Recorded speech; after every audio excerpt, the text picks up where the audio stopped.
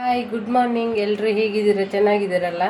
ಈ ವೀಕಲ್ಲಿ ತುಂಬ ನೀವು ವ್ಲಾಗನ್ನೇ ನೋಡಿದ್ದೀರಾ. ಇವತ್ತೊಂದು ನಾವು ರೆಸಿಪಿ ಮಾಡ್ಕೊಂಡು ಬರೋಣ.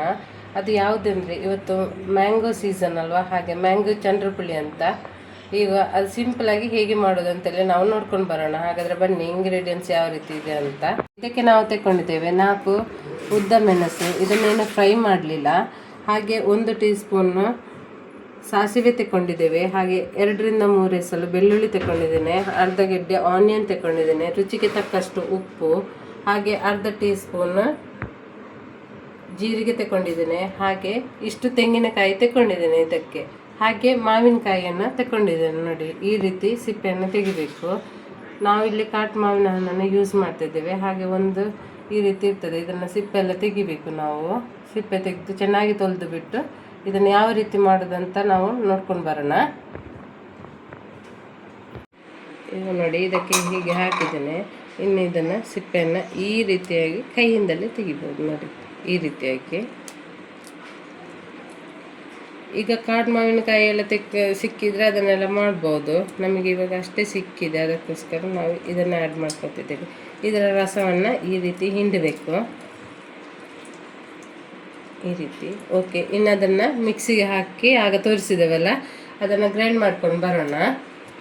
ಇವು ನೋಡಿ, ಅದಕ್ಕೆ ಸ್ವಲ್ಪ ಗ್ರೈಂಡ್ ಮಾಡುವಾಗ ಸ್ವಲ್ಪ ನೀರು ಹಾಕಬೇಕು. ಇದರಲ್ಲಿ ಒಂದು ಸ್ವಲ್ಪ ನೀರು ಹಾಕಿದ್ದೇನೆ. ನೋಡಿ, ಇಷ್ಟು ಹಾಕಿ ಚೆನ್ನಾಗಿ ರುಬ್ಬಿಕೊಂಡು ಬರೋಣ.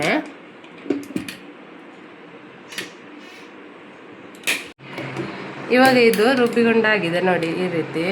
ತುಂಬ ಚೆಂದ ಆಗ್ತದೆ. ನೀವೆಲ್ಲ ಟ್ರೈ ಮಾಡಬೇಕು ಗೈಸ್. ಇವಾಗ ಸೀಸನ್ ಕೊಡಲ್ಲ ನಿಮಗೆ, ಮಾವಿನಕಾಯಿ ಹಣ್ಣಾದರೆ ಸಿಕ್ಕಿದಾಗ ನೀವು ಇಷ್ಟು ಮಾಡ್ಬೋದು ಒಂದು ಹೊತ್ತಿಗೆ.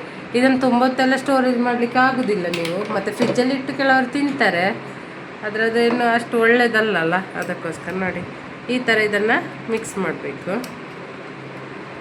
ಎಲ್ಲವನ್ನು ಇದನ್ನು ಚೆನ್ನಾಗಿ ಹಾಕಿಬಿಟ್ಟು ನೋಡಿ, ಇನ್ನು ಇದನ್ನು ಕೈಯಲ್ಲಿ ಈ ರೀತಿಯಾಗಿ ಮಾಡಬೇಕು. ಅದೇ ಟೇಸ್ಟ್. ಯಾಕೆಂದರೆ ಕೈಯ ರುಚಿ ಕೂಡ ನೋಡಿ, ಇಲ್ಲಿ ಹಣ್ಣಿನ ರಸ ಎಲ್ಲ ಇದರಲ್ಲಿ ಹೋಗ್ತದೆ, ಕೈಯಿನ ರುಚಿ. ಈಗ ನಾವು ಮೊದಲೇ ಹೇಳ್ತೇವಲ್ಲ, ಅಮ್ಮನ ಕೈ ತುತ್ತು, ಅಜ್ಜಿ ಅದೆಲ್ಲ ಅಂತ. ಯಾಕೆಂದರೆ ಅದರಲ್ಲಿ ಪ್ರೀತಿ ಎಲ್ಲ ಮಿಕ್ಸ್ ಆಗಿರ್ತದೆ. ನೋಡಿ, ಈ ರೀತಿಯಾಗಿ ಕೈಯಲ್ಲೇ ಮಾಡಬೇಕು, ಸ್ಪೂನಲ್ಲೆಲ್ಲ ಅಲ್ಲ. ನೋಡಿ, ಈ ರೀತಿ ಉಪ್ಪೆಲ್ಲ ಚೆನ್ನಾಗಿದ್ದಾಗಿದೆ. ಇದಕ್ಕೆ ಇನ್ನೂ ಮಾವಿನಕಾಯಿ ಎಲ್ಲ ಹಾಕ್ಕೊಳ್ಬೋದು. ಓಕೆ, ಇದನ್ನು ಸರ್ವ್ ಮಾಡ್ಕೊಂಡು ಬರೋಣ. ಇದು ರೆಡಿಯಾಗಿದೆ ನೋಡಿ, ಈ ರೀತಿಯಾಗಿ. ನೀರೆಲ್ಲ ಏನು ಹಾಕೊಳ್ಳೋದು ಬೇಡ, ಇಷ್ಟು ಗಟ್ಟಿಯಾಗಿರ್ತದೆ. ಓಕೆ, ಸರ್ವ್ ಮಾಡ್ಕೊಂಡು ಬರೋಣ. ನೋಡಿ ಗೈಸ್, ಇವಾಗ ನೋಡಿ, ಬಿಸಿ ಬಿಸಿ ಅನ್ನದ ಜೊತೆಗೆ ಚಂದ್ರಪುಳಿ ರೆಡಿ.